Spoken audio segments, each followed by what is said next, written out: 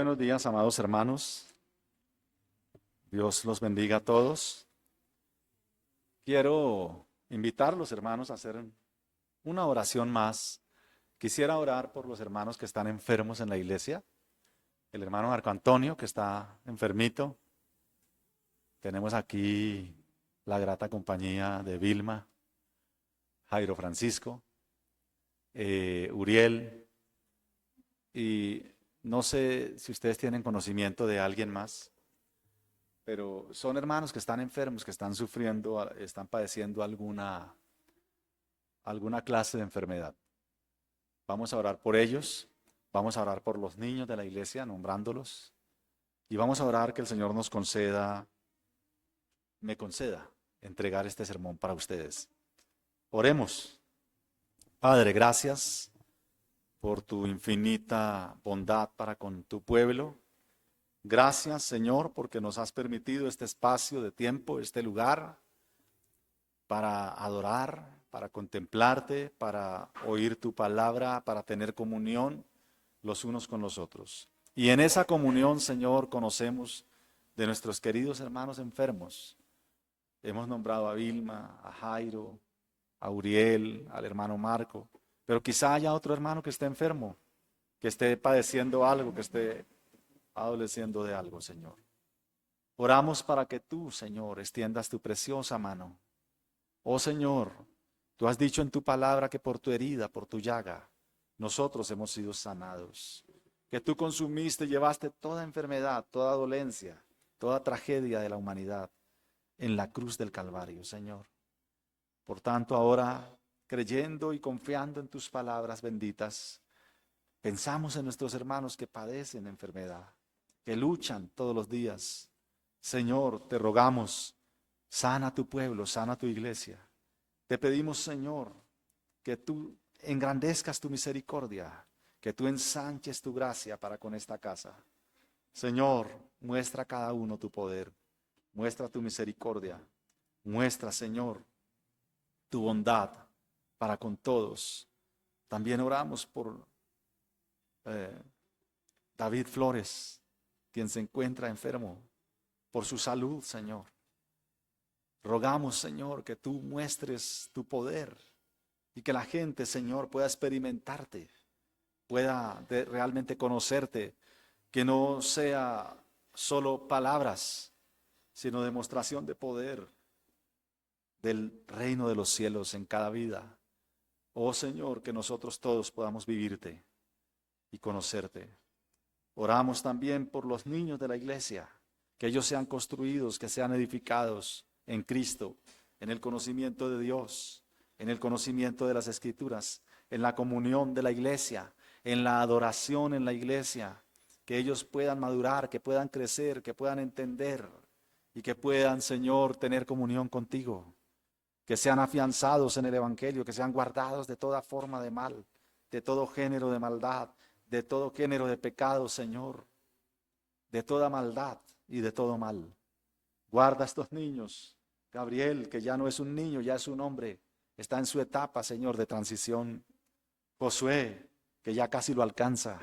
Samuel, Matías, Amy, Elian, Ian, Samuel, Emily, Madeleine y los niños, Señor, que han de creer por la predicación de ellos. Y los niños que has de traer a esta iglesia, los niños que llegarán, que nacerán. Bendito sea tu nombre, Señor. Presentamos a toda la niñez de la iglesia. Guárdalos, ayúdalos. Y ayúdanos a nosotros, Señor, a enseñarles el Evangelio.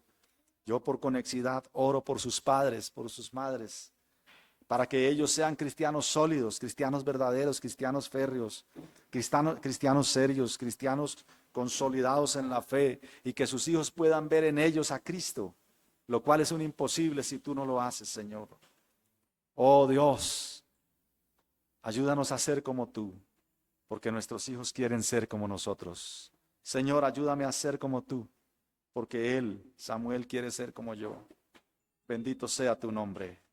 Gracias por tu palabra, Señor, a la cual hoy nos expondremos. Te ruego, Señor, que me concedas predicar tu palabra con humildad, con sencillez de corazón, con responsabilidad, con seriedad, con apego a tu palabra, Señor. Oh Dios, gracias. Gracias por tu bondad, gracias por todas las cosas buenas y maravillosas que haces con nosotros y en nosotros. Amado Señor, oramos en Cristo Jesús, nuestro Señor y Salvador. Amén. Amados hermanos, quiero invitarlos a las Sagradas Escrituras, que cada uno abra la copia de la Biblia que tiene ahí en su mano. Y vamos a ir a la carta de Filipenses. Quiero invitarlos al capítulo 3 de la carta a los Filipenses. Capítulo 3, y vamos a poner nuestros ojos en el último versículo de ese capítulo. Versículo 21.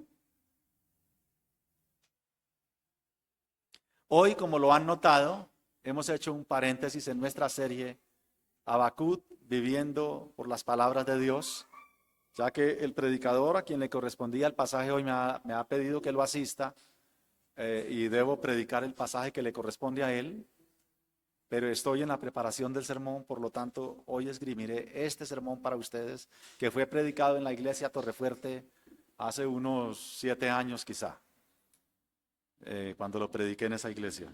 No Torrefuerte aquí, la Huelellana que tenemos en la esquina, que también se llama Torrefuerte, sino la iglesia Torrefuerte que pastoreé por alrededor de unos 10 años al sur de la ciudad.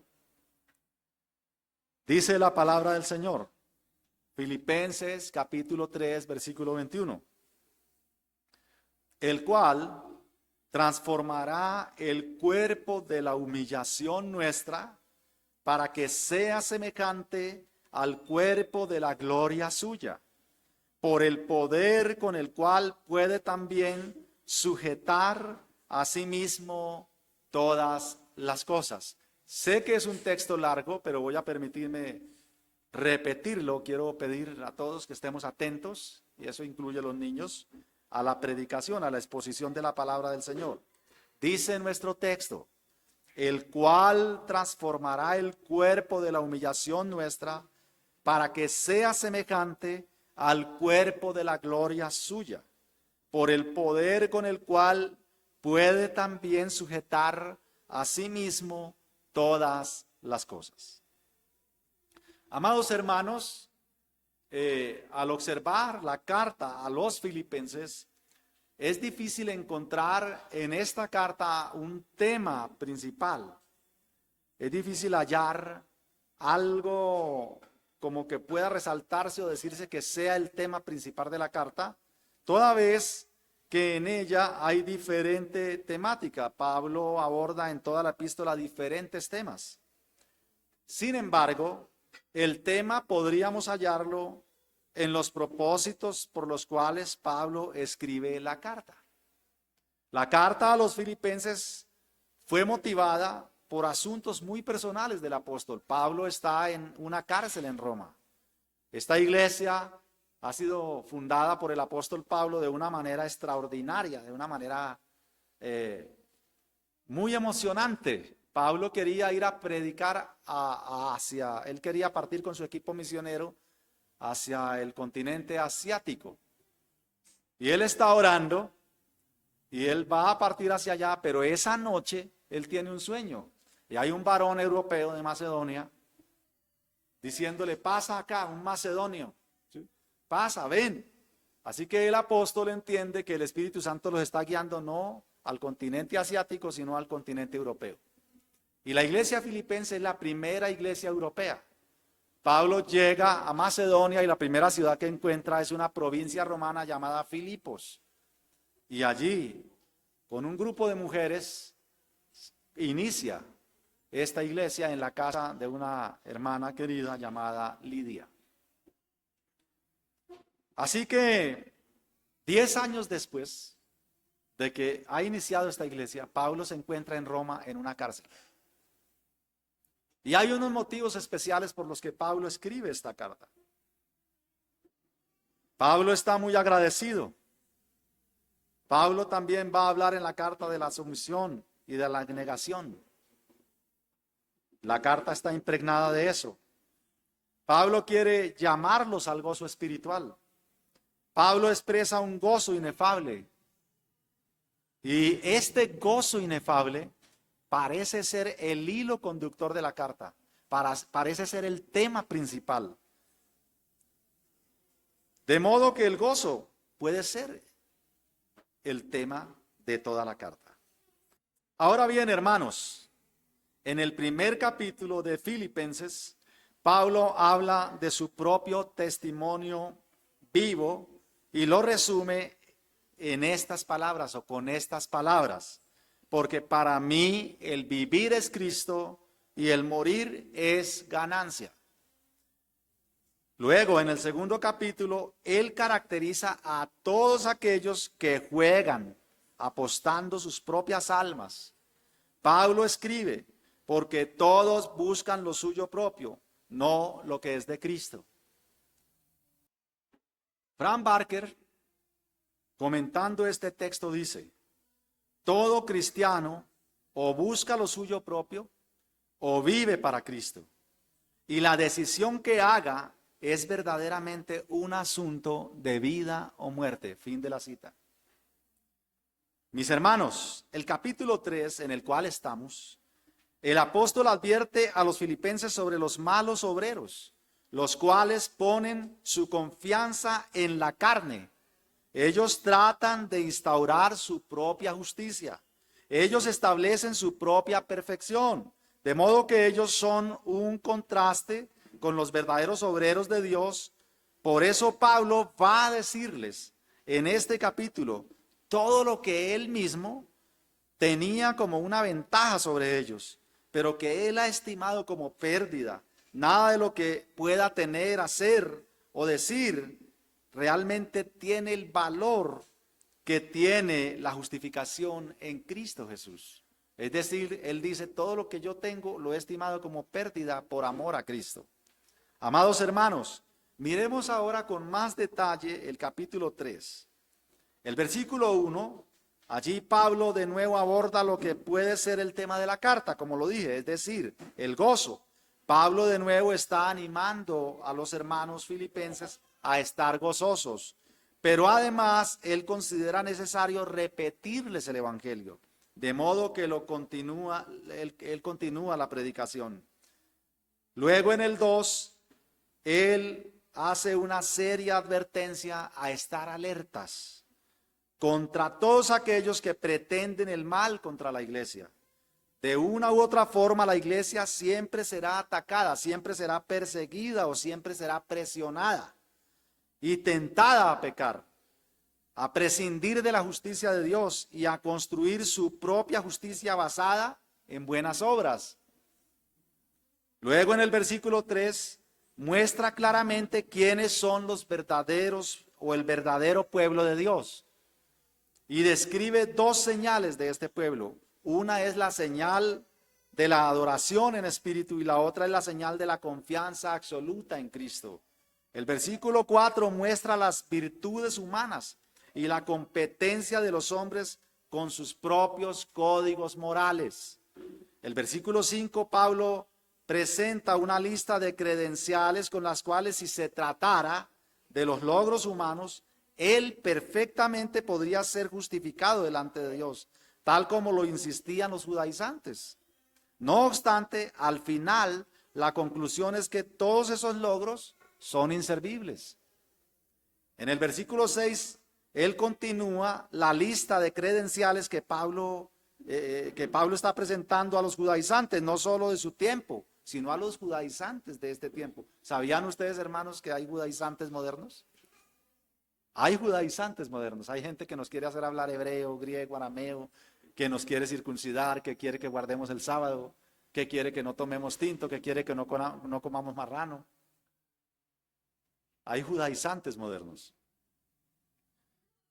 El versículo 8 es la continuación de esa afirmación gloriosa. Perdón, voy en el 7. El versículo 7 nos muestra cuán vana es la justicia humana. Cuán vana es la justicia humana. Eso que los moralistas consideran justicia, para el cristiano no es más que una pérdida. pero cuantas cosas eran para mí ganancia las he estimado como pérdida, comparado con la justicia que es en Cristo Jesús. Y luego el 8 es la continuación de esa afirmación gloriosa sobre el valor de conocer a Cristo. Tal conocimiento de Cristo deja todas las demás cosas sin importe alguno. No solo no tienen valor, sino que además son una pérdida total de tiempo. Y solo queda Cristo. En el versículo 9, si me están siguiendo ahí en sus Biblias, en el capítulo 3 de Filipenses, podemos ver cómo deshace los códigos morales de justicia humanos. El moralismo y el legalismo son desechos ante esta justicia divina. Esta justicia humana queda por completo sin valor. Y luego se nos revela la verdadera justicia de Dios. Y el versículo 10 nos muestra esa maravillosa unión del creyente con Cristo, de tal manera que se convierte en una experiencia continua en la vida del creyente. Realmente Cristo y el creyente llegan a ser uno. El versículo 11 nos muestra la esperanza viva de resurrección que tenemos en Cristo. Y el 12 nos habla sobre el crecimiento y la madurez hacia la que todo cristiano debe avanzar. El versículo 13 nos muestra el dinamismo de la vida cristiana. El creyente camina, crece, madura y avanza hacia su vida conformada a la imagen de Cristo. Y luego el versículo 14 señala el enfoque del cristiano.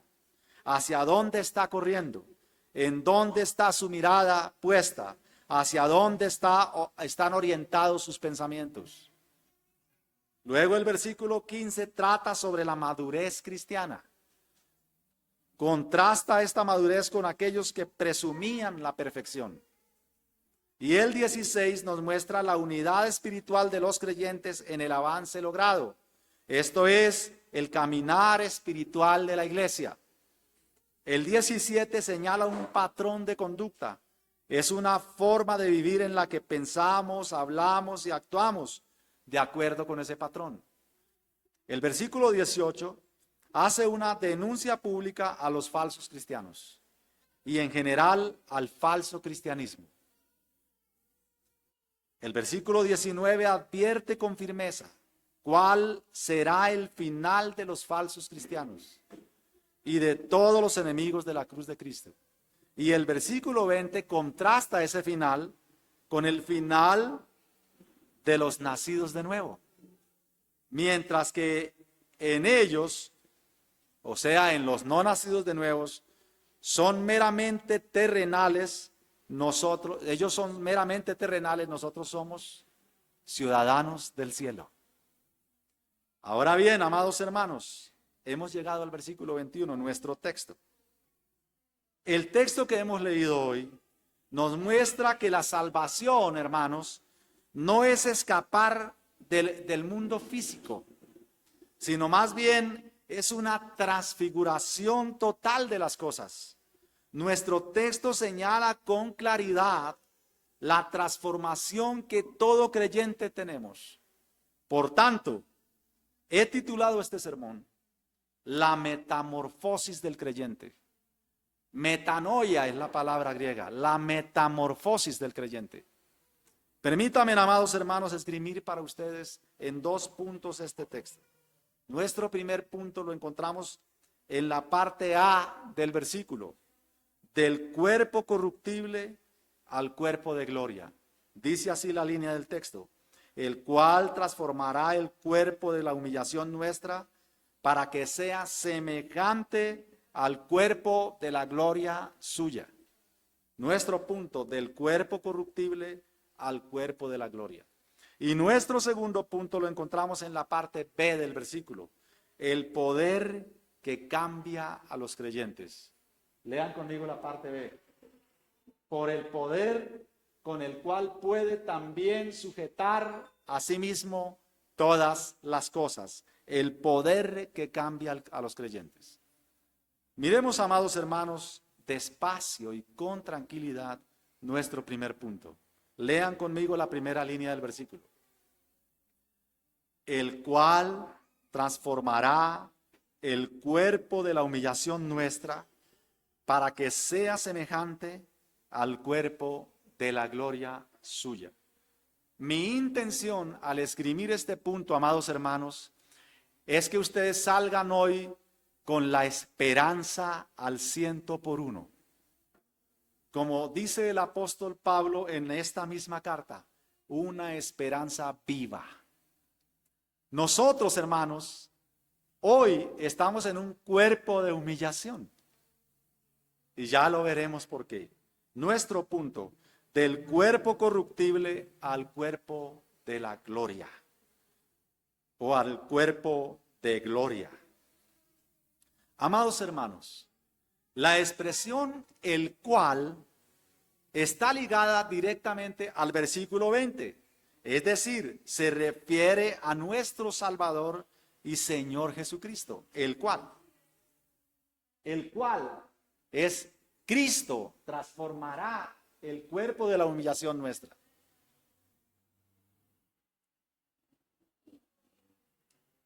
A Cristo esperamos que regrese de los cielos, de modo que es nuestro amado Señor quien está ejerciendo su poder transformador sobre nosotros. Ahora bien, Dios, habiéndonos escogido en Cristo para salvación desde antes de la fundación del mundo, asimismo nos predestinó para ser conformados a la imagen de su Hijo. De manera que desde el mismo momento, escuchen bien, desde el mismo momento en que se nos concedió fe para creer en Él, ahí mismo comenzó nuestra metamorfosis. Desde el mismo momento en que fuimos nacidos de nuevos, ahí comenzó nuestro cambio. Ahí comenzó nuestra transfiguración. Todos son sinónimos de metanoia, metamorfosis. De tal manera, hermanos, que mientras vivimos en este mundo como peregrinos y mientras vamos contemplando por espejo oscuramente a nuestro Salvador, hay algo que está sucediendo por dentro de nosotros. Algo maravilloso. Hermana Vilma, algo está sucediendo dentro de ti en el momento que creíste en Cristo. No es una trágica enfermedad la que está cambiando nuestro cuerpo. No, no me refiero a esa metamorfosis. Hay algo maravilloso que está sucediendo en nuestro cuerpo, que está sucediendo en nuestras almas, en nuestras mentes, en todo nuestro ser. Hay una metanoia, hay una metamorfosis que se está administrando. El cambio ha comenzado, hermanos. La mutación está llevándose a cabo.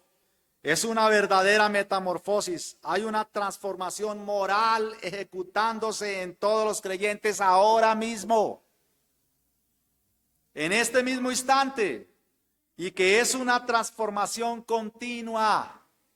El Espíritu Santo en el interior de cada cristiano verdadero está reproduciendo la imagen de Cristo. Se está recuperando la imagen de Dios perdida en el Edén.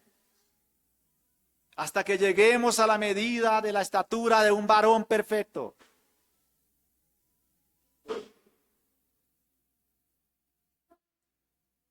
Literalmente, amados hermanos, estamos siendo trasladados, literalmente, del reino de las tinieblas al reino de la luz admirable de Cristo. Estamos siendo llevados de gloria en gloria. Hermanos, poco a poco hemos comenzado y poco a poco vamos reflejando su imagen. El apóstol Pedro, en sus inicios, pues no es el mismo apóstol Pedro que encontramos en las cartas. Cuando ustedes leen los evangelios encontrarán un carácter del apóstol Pedro. Pero cuando ustedes leen primera y segunda de Pedro, encontrarán que es otro Pedro. Habla más sabio, más pausado, más mesurado, más profundo, con más fe, con más esperanza, con más aplomo, con más conocimiento de Cristo. Juan, el Boanerges, junto con su hermano, no es el mismo Juan que encontramos en las cartas. No es el Juan que corre rápido. habla más amoroso, más calmado, más tranquilo. Habla, sigue siendo su contundencia es firme, porque las cartas primera de Juan se lee una contundencia impresionante, pero con una ternura impresionante, pero no es el mismo. Tú no eres el mismo hoy que el día que creíste en Cristo. Has crecido, has madurado, estás cambiando. Algunos más rápido que otros, otros vamos muy lento, somos muy despaciosos. Pero estamos cambiando todos. Así que poco a poco hemos comenzado y poco a poco vamos reflejando la imagen de Cristo. Poco a poco vamos tornándonos al carácter de Cristo. Poco a poco vamos tomando en nuestras personas la imagen de Dios. Esa imagen que fue borrada por el pecado. En cuanto a Cristo, dicen las Escrituras que aunque nosotros militábamos en múltiples pecados, en cuanto a Cristo, no, en cuanto a nosotros, en cuanto a este punto, dicen las Escrituras que nosotros militábamos en múltiples pecados. Y ya en Cristo, hemos sido limpiados, ya Cristo nos ha limpiado. Ya hemos sido salvados y ya hemos sido perdonados. Hermanos, mi intención, dije, al esgrimir este punto es que tú salgas de aquí con esperanza. Salgas de aquí sabiéndote salvado, sabiéndote perdonado, sabiendo que eres un hijo de Dios. Salgas henchido de gozo de la iglesia y que eso te lleve a una profunda adoración. Dice en Corintios 6, 9 al 11, primera de Corintios, ¿no sabéis que los injustos no heredarán el reino de Dios? No erréis, ni los fornicarios, ni los idólatras, ni los adúlteros, ni los afeminados, ni los que se echan con varones, ni los ladrones, ni los ávaros, ni los borrachos, ni los maldicientes, ni los estafadores heredarán el reino de los cielos o el reino de Dios. Y luego dice el versículo 11, y esto erais algunos, mas ya habéis sido lavados, ya habéis sido santificados, ya habéis sido justificados en el nombre del Señor Jesús y por el Espíritu de nuestro Dios. Notemos, hermanos, en el versículo 11 la palabra erais. Dice, esto erais. Así que ya esas cosas no están en nosotros. Ya esas personas no son así. Ahora son diferentes. Hay una metamorfosis, hay un cambio, hay una transformación. Ellos han cambiado. Ellos están cambiando. Ahora bien, hermanos, esta transformación no estará completada o no estará completa si solo se lleva a cabo por dentro. Eso puede sonar raro. Porque claro, la transformación del creyente ha comenzado desde adentro hacia afuera. Pero no estará completa si solo se lleva adentro.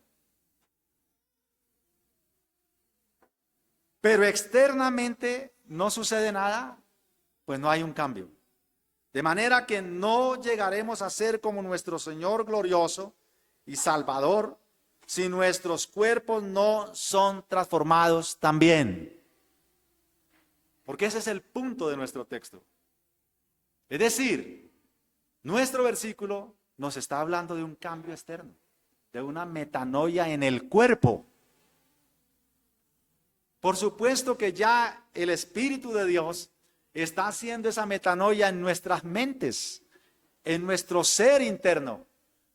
Dice el apóstol Pablo, el que escribió esta carta, esta carta es escrita en Roma, pero 10 años antes, muchos años antes de que él viajara a Roma, ¿sí?, sin conocer la iglesia de los romanos, escribe una carta para los romanos. Y en esa carta dice, transformaos por medio de la renovación de vuestro entendimiento para que comprobéis cuál sea la buena voluntad de Dios, agradable y perfecta. Habla de una transformación interna, en la mente, en el corazón, en el espíritu. Pero ahora, mucho tiempo después, escribiendo a otra iglesia, En este versículo nos está hablando de una transformación externa, de una metamorfosis en el cuerpo.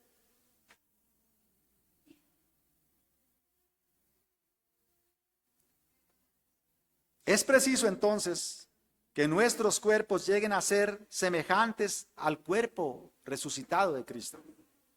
De hecho, todo el propósito de Cristo al venir, vivir, morir, resucitar y así redimirnos fue que nosotros pudiéramos ser como Él.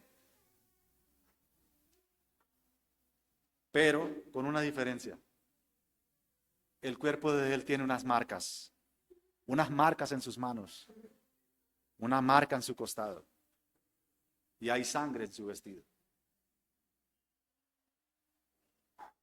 Hermanos, esta es precisamente la meta de la vida cristiana.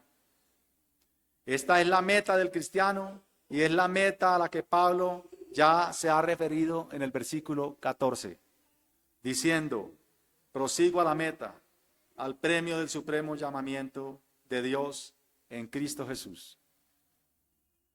En esta misma carta, tengo un sermón, que yo prediqué toda esta carta en una iglesia, y ese sermón se llama, a ver, el título si me acuerdo ahorita, El Gran Dilema, es el título de ese sermón. Y en ese sermón que yo prediqué, que está unos capítulos más atrás del que estoy predicando hoy, Pablo está en un dilema. Él dice, no sé si morirme o quedarme. Me conviene irme, quiero estar en la presencia del Señor. Pero me es necesario estar en la carne y quedarme unos días más para avanzar el reino de Dios en esta tierra. Y él está en ese dilema entre pedirle a Dios que lo sane o que lo lleve. Pero Pablo dice aquí, prosigo a la meta del supremo llamamiento. Yo quiero estar con Cristo. Yo quiero irme a verlo cara a cara. La meta para Pablo era llegar a ser como Cristo, semejante en su vida, semejante en su muerte y semejante en su resurrección. Y así lo escribe él en su carta a los Romanos. Así que nuestro texto no deja el cuerpo físico fuera, sino que también nuestro cuerpo ha sido redimido en la cruz. Y esta redención se consumará cuando Cristo regrese.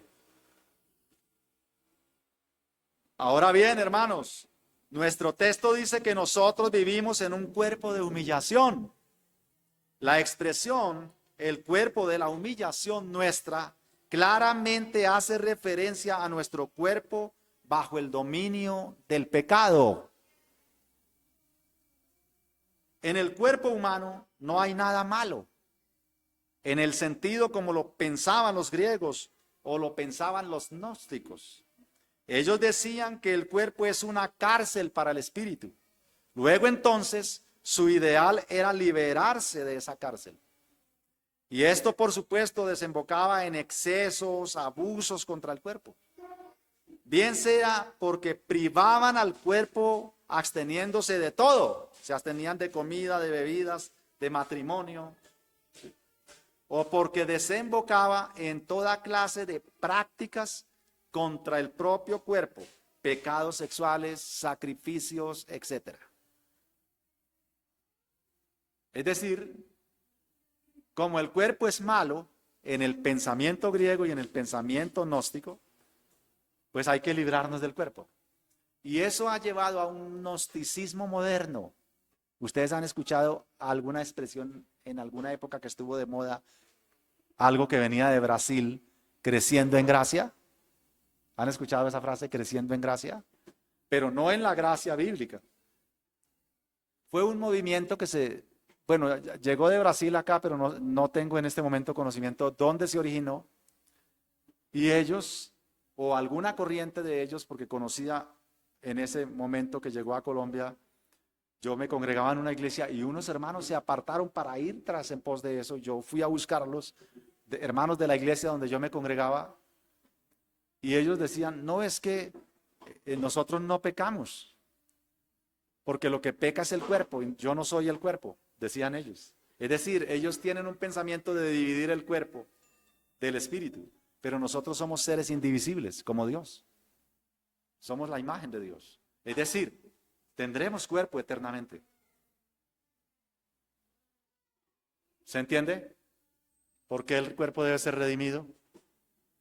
Así que este pensamiento griego puede llevar a excesos. Y puede decir, no, yo puedo hacer lo que quiera porque lo que está pecando es mi cuerpo, no yo. ¿Se entiende la excusa maligna y satánica? ¿Será eso cierto? ¿O despertarán al otro lado y se darán cuenta de que estaban autoengañados? ¿O será un autoengaño consciente? Ahora, hermanos, Dios nos dice en las Escrituras, o no dice en las Escrituras, tal cosa del cuerpo. Por el contrario, Dios creó a Adán con un cuerpo físico. Y dicen las Escrituras que era bueno y que era bueno en gran manera.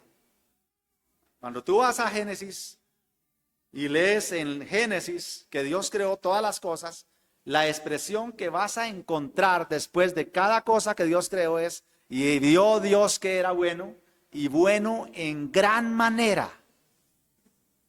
Por lo tanto, el cuerpo que Dios creó no puede ser malo, es bueno, y bueno en gran manera. Pero hoy, nosotros actualmente, debido a que se ha convertido en el instrumento para pecar, ha llegado a ser un cuerpo de humillación.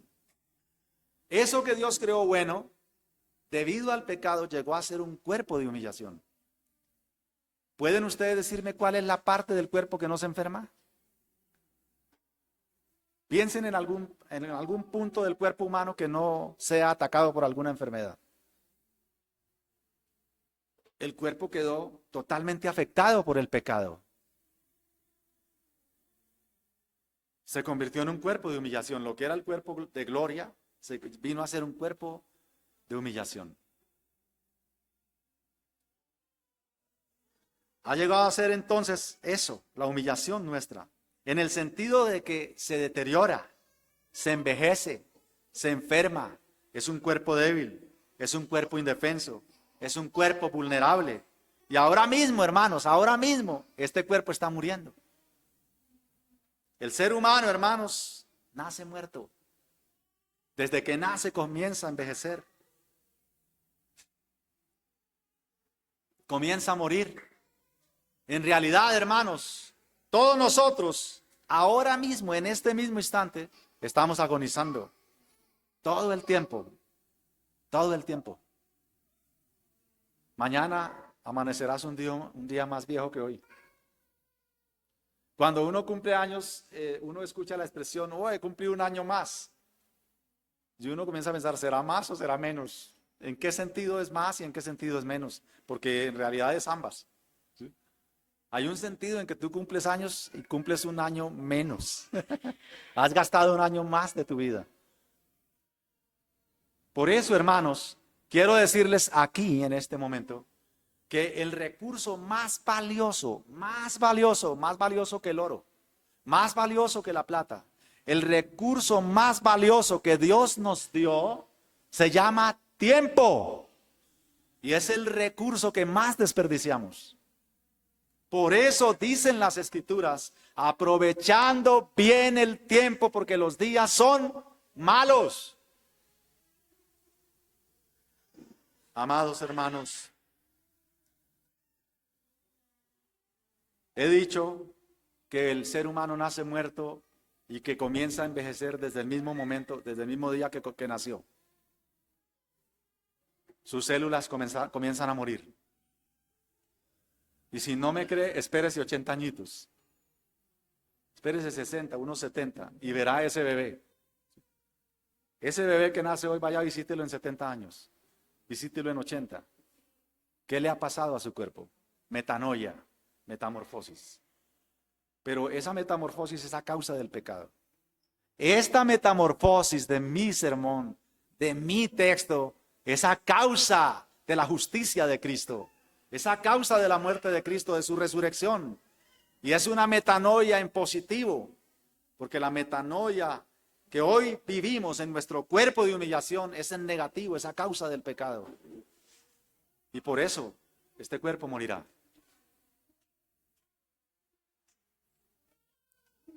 Pero hermanos míos, quizá el principal sentido de nuestro texto en cuanto a que es un cuerpo de humillación es porque nuestro cuerpo se ha convertido en el instrumento de tentación y en el instrumento de pecado. Frank Barker, de nuevo comentando este versículo, dice, cita a Francisco de Asís, quien se refirió a su propio cuerpo como el hermano asno. Y seguidamente Barker cita de nuevo en ese mismo párrafo a C.S. Lewis, quien hablando sobre el cuerpo dice, asno es la exquisita y apropiada palabra, pues nadie en sus cabales puede venerar ni odiar a un burro. Es una bestia útil, es una bestia fuerte, es una bestia haragana y obstinada, pero es una bestia paciente y es una bestia amable y enloquecedora. A veces mereciendo la estaca y a veces una zanahoria. Así es nuestro cuerpo. Fin de la cita. Ahora, hermanos, aún así nuestros cuerpos van a ser transformados y Cristo mismo se constituyó en la demostración de ese hecho. El propio cuerpo de Cristo murió y fue a la tumba, pero luego resucitó y aunque se podía reconocer el mismo cuerpo, ya era un cuerpo diferente. Este cuerpo, aunque tenía y aún tiene las heridas hechas en la cruz, ya no es un cuerpo corruptible, ya no es un cuerpo de humillación, ahora es un cuerpo glorioso. Ahora, hermanos, solo hay un pasaje en las Escrituras que nos ofrecen una explicación de cómo será esta transformación. Así que vamos directamente a ese pasaje. Por favor, 1 Corintios 15, 38 al 58, es largo. Voy a permitirme leerlo para ustedes. Pero dirá alguno, ¿cómo resucitarán los muertos? ¿Con qué cuerpo vendrán? Necio, lo que tú siembras no se vivifica, sino muere antes. Y lo que siembras no es el cuerpo que ha de salir, sino el grano desnudo, ya sea de trigo o de otro grano. Pero Dios le da el cuerpo como Él quiso, y a cada semilla su propio cuerpo. No toda carne es la misma carne, sino que una carne es la de los hombres, otra carne la de las bestias, y otra carne la de los peces, y otra carne la de las aves. Y hay cuerpos celestiales y cuerpos terrenales, pero una es la gloria de los celestiales y otra la de los terrenales. Una es la gloria del sol, otra es la gloria de la luna y otra la gloria de las estrellas. Pues una estrella es diferente de otra en gloria. Así también es la resurrección de los muertos. Se siembra en corrupción, resucitará en incorrupción. Se siembra en deshonra, resucitará en gloria. Se siembra en debilidad, resucitará en poder. Se siembra cuerpo animal, resucitará cuerpo celestial. Hay cuerpo animal y hay cuerpo espiritual. Así también está escrito. Fue hecho el primer hombre, Adán, alma viviente. El postrer Adán, espíritu vivificante. Mas lo espiritual no es primero, sino lo animal, luego lo espiritual. El primer hombre es de la tierra, terrenal. El segundo hombre, que es el Señor, es de los cielos, el cual es del cielo. ¿Cuál el terrenal? Tales también los terrenales. ¿Y cuál el celestial? Tales también los celestiales. Y así como hemos traído la imagen del terrenal, Adán, traeremos también la imagen del celestial, Cristo. Pero esto digo, hermanos, que la carne y la sangre no pueden heredar el reino de Dios, ni la corrupción heredará la incorrupción. en un momento, en un abrir y cerrar de ojos a la final trompeta, porque se tocará la trompeta y los muertos serán resucitados incorruptibles y nosotros seremos transformados, metanoia. Porque es necesario que esto corruptible se vista de incorrupción y esto mortal se vista de inmortalidad. Y cuando esto corruptible haya vestido de incorrupción y esto mortal se haya vestido de inmortalidad, entonces se cumplirá la palabra que está escrita: sorbida es la muerte en victoria. Ya que el aguijón de la muerte es el pecado y el poder del pecado es la ley. Mas gracias sean dadas a Dios que nos da la victoria por medio de nuestro Señor Jesucristo. Así que, hermanos míos, amados, estad firmes y constantes, creciendo en la obra del Señor siempre, sabiendo que vuestro trabajo no es en vano. ¿Me siguieron la lectura? ¿Me estaban siguiendo la lectura? Este pasaje, hermanos, es especialista en explicar lo que nos sucederá el día que Cristo regrese. Esa gran metamorfosis. Hermanos, en este pasaje no vemos a Pablo racionalizando. Pablo no está racionalizando nada. Pablo está afirmando el poder de Dios, que todos los días ante nuestros propios ojos trae a la vida lo que ha muerto. Y nosotros lo vemos. Aquella semilla que se ha descompuesto en la tierra, especialmente en el campo, el campesino puede ver todos los días eso.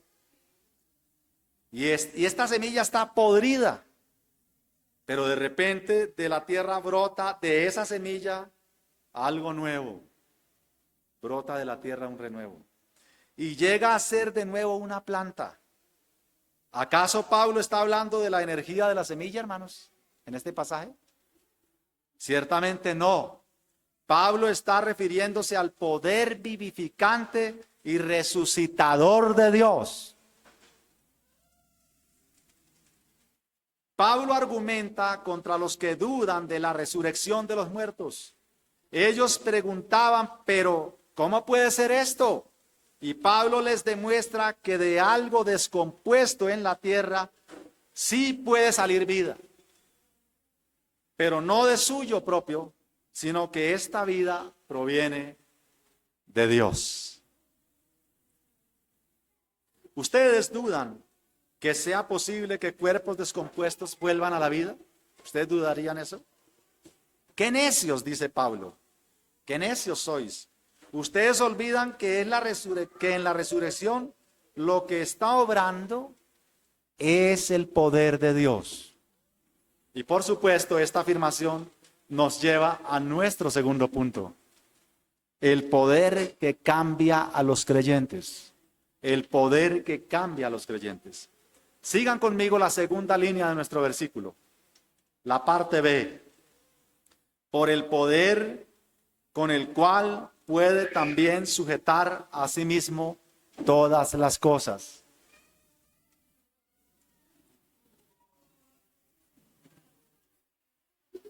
Filipenses 3:21. Por el poder con el cual puede también sujetar a sí mismo todas las cosas. Nuestro punto, el poder que cambia a los creyentes.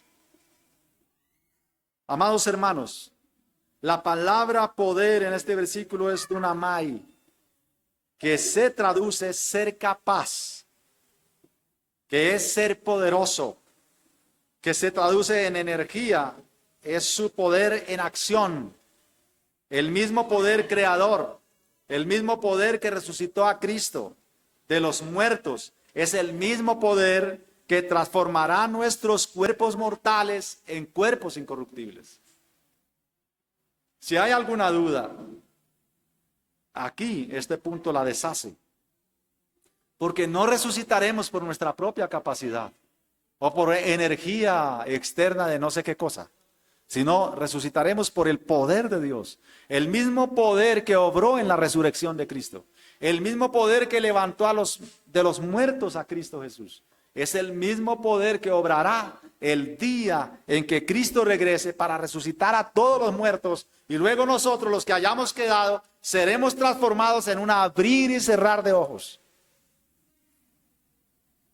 Hermanos, tenemos confianza en Dios, que si con su poder pudo hacer las cosas mayores, ¿cómo no podrá hacer las cosas menores? Si con su poder resucitó a Cristo mismo, ¿cómo no seremos nosotros levantados con su poder de entre los muertos? ¿Está alguno triste entre vosotros? Haga oración. ¿Está alguno enfermo? Llame a los ancianos de la iglesia y oren por él. ¿Está alguno alegre? Cante alabanzas. Porque tenemos esperanza. Hermanos, no importa, escúchame bien, no importa cuál pueda ser la situación actual de tu vida, no importa. Déjame decirte algo, hermanos, todo va a pasar. Eso va a pasar. Pronto, hermanos, volamos con Cristo. Y hay una canción que dice, pero cuando Él aparezca, yo desaparezco de esta tierra. Porque lo recibiremos en el aire. Seremos transformados en un microsegundo, en un abrir y cerrar de ojos. Si algo te gusta de mí, te lo regalo. Te regalo todo lo que se quede, pero yo aspiro a que no puedas disfrutar de eso, a que te vayas conmigo. Ven a casa, hermano, y que Cristo regrese hoy. Porque si Cristo viene hoy, hermano, toda tu tragedia terminará. Si Cristo regresa en este instante, como le he pedido al Señor, regresa un domingo cuando yo esté predicando. Si Dios me concediera esa oración y si hoy me la respondiera, Cristo vendría ahorita. No alcanzaría a llegar al final de este sermón. Y en un instante, hermanos, seremos transformados. En un abrir y cerrar de ojos. Y ojalá que no suceda lo que el hermano Wilfredo dijo. Ojalá que ninguno se quede sentado, hermanos. Ojalá que todos en esta iglesia seamos transformados y suframos esa metanoia en nuestro cuerpo. Que nosotros tengamos esa metamorfosis, esa transformación en un abrir y cerrar de ojos por el poder de Dios. Dios con su poder tiene sujetas todas las cosas, todos los poderes del universo entero, y también los ha sometido bajo los pies de Cristo su Hijo. En Salmo 8:6 leemos, le hiciste señorear sobre las obras de tus manos, todo lo pusiste debajo de sus pies. Primera de Corintios 15:27, porque todas las cosas las sujetó debajo de sus pies. Y cuando dice que todas las cosas han sido sujetas a Él, claramente se exceptúa aquel que sujetó a Él todas las cosas.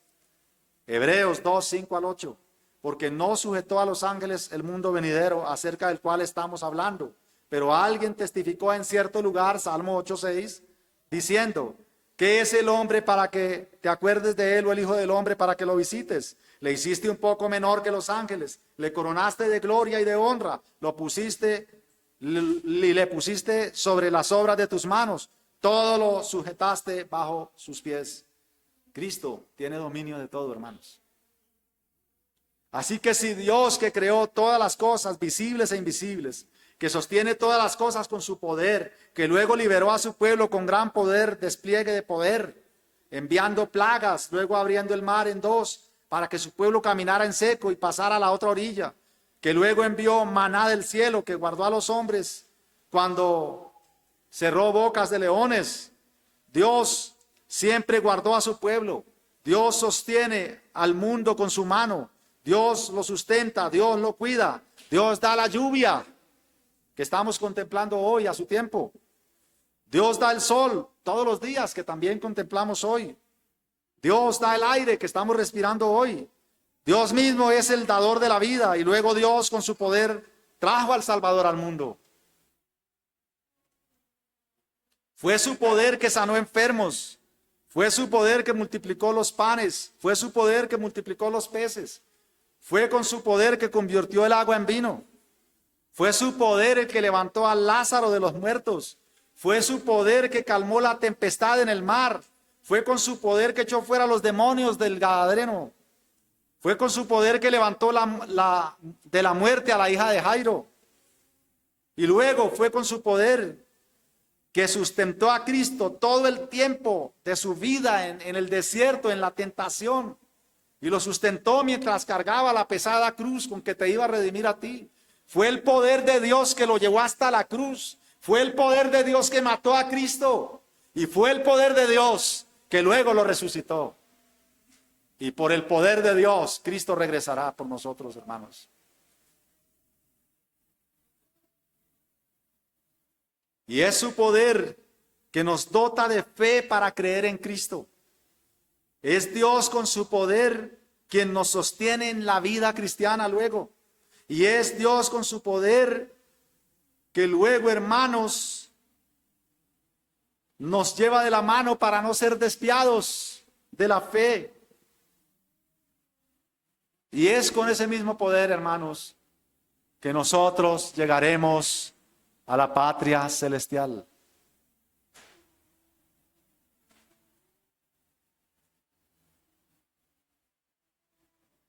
Ahora, hermanos, este poder es el que transformará nuestro cuerpo de humillación en un cuerpo incorruptible. Es un cuerpo que jamás pecará. Es un cuerpo que siempre dará la gloria a Dios. Es un cuerpo que reflejará la imagen de Dios. Este nuevo cuerpo no se cansará de contemplar la belleza de la santidad de Dios y no se cansará de adorarlo. Algunos quizá están hoy cansados ya, quieren que termine. Pero este nuevo cuerpo no se cansará, no se fatigará. Dios, por su poder, sostiene el universo entero. Él estuvo allí el día en que fuimos concebidos. De hecho, fue Él que comenzó nuestra existencia. Y luego, por su poder, nuestro embrión se desarrolló. Y por su poder nacimos. Y por el poder de Dios crecimos. Y fue por su poder que luego nacimos de nuevo en Cristo. Y es por su poder que nos ha sustentado todo este tiempo, toda la vida, microsegundo a microsegundo. Si tan solo Él retirara su mano de nosotros, simplemente, hermano, caeríamos inertes. Si tan solo Él retira su mano de sustentar el universo, simplemente el universo colapsa. El orden de las cosas.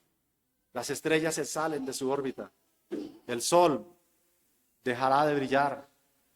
La tierra gravitará por el universo como una esfera loca. Porque su poder lo sostiene todo, lo ordenó todo, lo sustenta todo. Así que el poder de Dios lo sustenta todo. Y todo lo sostiene y todo lo domina. Nuestro texto dice, por el poder con el cual también puede sujetar a sí mismo todas las cosas. De manera que nuestra metamorfosis está asegurada, hermanos. Pues es Dios mismo, con su poder infinito, quien la está obrando ahora mismo y quien la está administrando ahora mismo. Hermanos, el poder de Cristo es invencible. Cristo transformará nuestros cuerpos porque Él puede hacerlo. Y esto, por supuesto, tiene unas implicaciones enormes. Todo aspecto de nuestra vida cobra significado con el hecho de la resurrección de Cristo. Todo, hermanos, tiene sentido ahora. No solo debemos dedicar nuestras mentes y espíritus para Dios, hermanos, sino que también servimos a Dios y dedicamos a Dios nuestro cuerpo. Pablo ya le ha dicho a los corintios que el cuerpo es templo del Espíritu Santo y por tanto cuidamos el cuerpo. Así que nuestro cuerpo también está dedicado al Señor. Nosotros, hermanos, para venir a la iglesia, ¿cómo nos ponemos?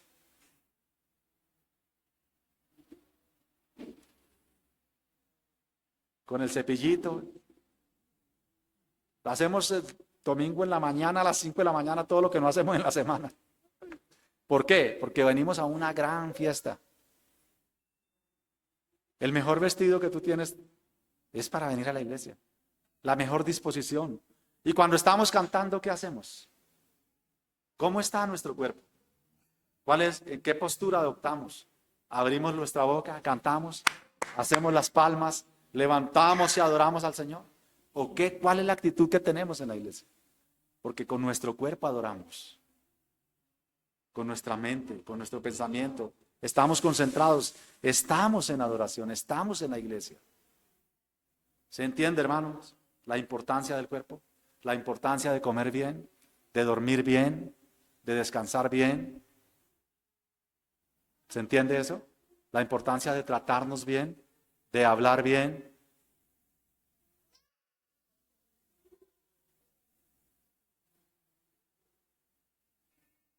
Pablo tiene un texto para esto que estoy diciendo y se lo dijo a los tesalonicenses.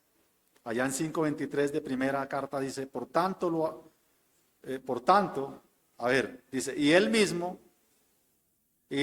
Dios de paz os santifique por completo, y todo vuestro ser, espíritu, alma y cuerpo, todo vuestro ser, espíritu, alma y cuerpo, sea guardado irreprensible, todo vuestro ser, eso incluye el cuerpo, sea guardado irreprensible para la venida de nuestro Señor Jesucristo. Escuchen bien. Este cuerpo será transformado en la venida de nuestro Señor Jesucristo, cuando Él regrese. Pero Pablo dice que anticipadamente nosotros debemos, ¿qué? Guardarlo irreprensible. Y en esa misma carta de Corintios, esto es en Tesalonicenses, pero en Corintios, Pablo ha dicho con respecto al pecado que está dentro del cuerpo. Todos los pecados están fuera del cuerpo, hermanos, pero los pecados sexuales están dentro de nuestro cuerpo. No quiero extenderme, pero voy a parar un poquito aquí para hacer ese paréntesis. Pablo dice, quitaré los miembros de Cristo y los haré miembros de una ramera.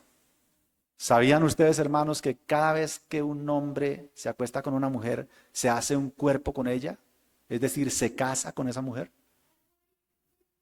¿Cuántos matrimonios has tenido tú? Varón. ¿De qué tienes que arrepentirte hoy, mujer? ¿Sabías, mujer, que tú cuando te acuestas con un hombre, te estás casando con ese hombre? Te haces un cuerpo. ¿Y qué tal si un hombre se acuesta con una ramera? Se hace un cuerpo con ella. Se hace uno con ella. Así que Pablo dice, todos los pecados están fuera del cuerpo, pero los pecados sexuales son dentro del cuerpo porque el instrumento es el cuerpo. Yo presto mi cuerpo para pecar. ¿Se entiende? El cuidado que debemos tener en nuestra mente, en nuestros ojos, lo que vemos, lo que oímos, qué música, qué clase de imágenes llegan a nuestra mente, qué clase de lecturas estamos haciendo, qué clase de conversaciones estamos teniendo. Porque la Biblia dice que el amor no se goza de la injusticia, no se ríe de los chistes de doble sentido, sino que se goza de toda verdad, todo lo bueno, todo lo justo, todo lo que digno, todo lo que es de buen nombre. En esto pensad, amados hermanos. Ese glorioso día cuando Cristo regrese, el mismo poder que le levantó de los muertos nos levantará a nosotros. Primero se levantarán de la muerte todos aquellos que murieron creyendo en Cristo. Y luego nosotros, los que hayamos quedado, seremos transformados en un abrir y cerrar de ojos. He ahí, hermanos, la gran metamorfosis del cristiano. Entonces, queridos hermanos, ¿qué nos está enseñando nuestro versículo? Amados, este versículo nos afirma claramente la gloria del cristiano al final del camino. Nos muestra con dulzura que seremos transfigurados de un cuerpo de humillación a un cuerpo semejante al de nuestro Salvador. Pero hermanos, hay un brillo más poderoso en nuestro versículo. Hermanos amados, consideremos a nuestro Salvador. Claramente Cristo marca el mayor contraste entre el cuerpo de humillación y el cuerpo de gloria. No porque Él hubiese pecado, pues no hay pecado en Él. El cuerpo de Cristo fue de humillación porque en Él cargó nuestros pecados, hermanos. Porque por su llaga fuimos nosotros curados. Porque sobre su humanidad Dios descargó toda la justicia que debía haber descargado sobre la nuestra. Porque Cristo fue enviado a la cárcel para que tú no fueras enviado a la cárcel. Porque Cristo fue enviado a la humillación, enviado a la muerte para que tú no murieras, para que tú vivas. Porque la ira de Dios no vino sobre tu persona, vino sobre la persona de Cristo para que tú no fueras fulminado. Cristo no vivió en un cuerpo de humillación porque Él hubiera pecado. En Él no se halló pecado. Cristo vivió en un cuerpo de humillación porque cargaba tu pecado y cargaba mi pecado. Porque cargaba tu desgracia y mi desgracia. Cargaba toda tu iniquidad y toda tu maldad. Cristo en su propia humanidad sufrió toda la tragedia humana. Fue humillado hasta la muerte y muerte de cruz. Así que Cristo no solo es espíritu, sino que Cristo tiene un cuerpo que sufrió todos nuestros dolores hasta la muerte, pero que se levantó victorioso de la tumba. Es un cuerpo resucitado, de manera que nuestro versículo dice que seremos semejantes a Él. Y al decir esto, Pablo está señalando directamente a Cristo como el verdadero prototipo de la nueva creación.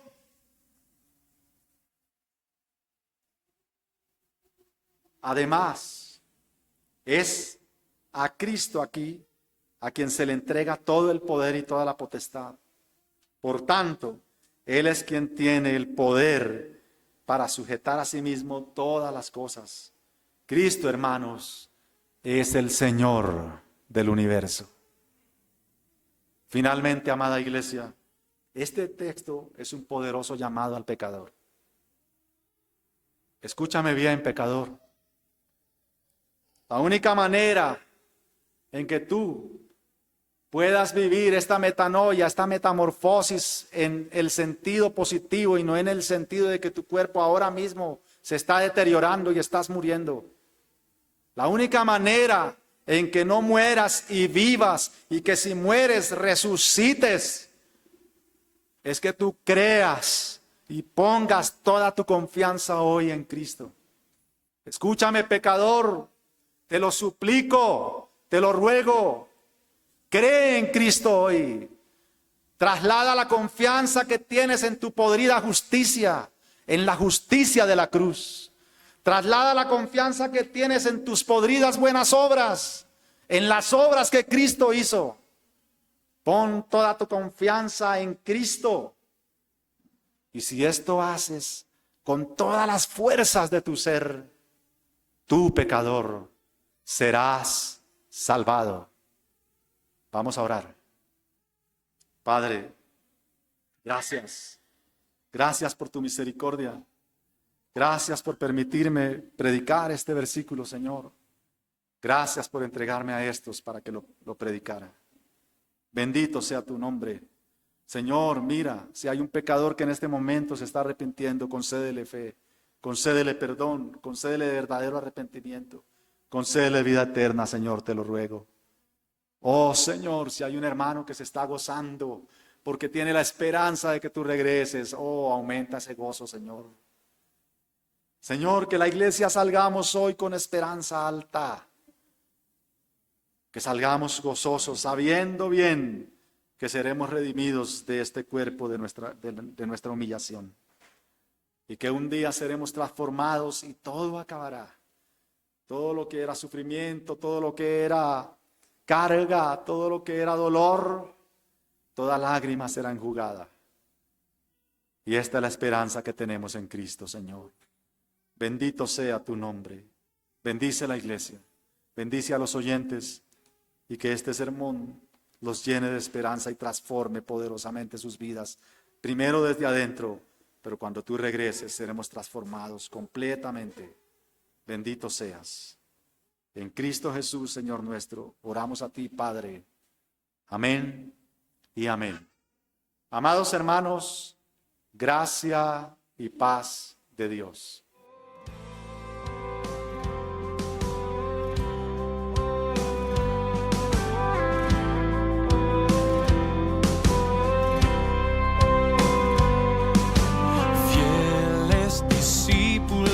de Cristo que al Rey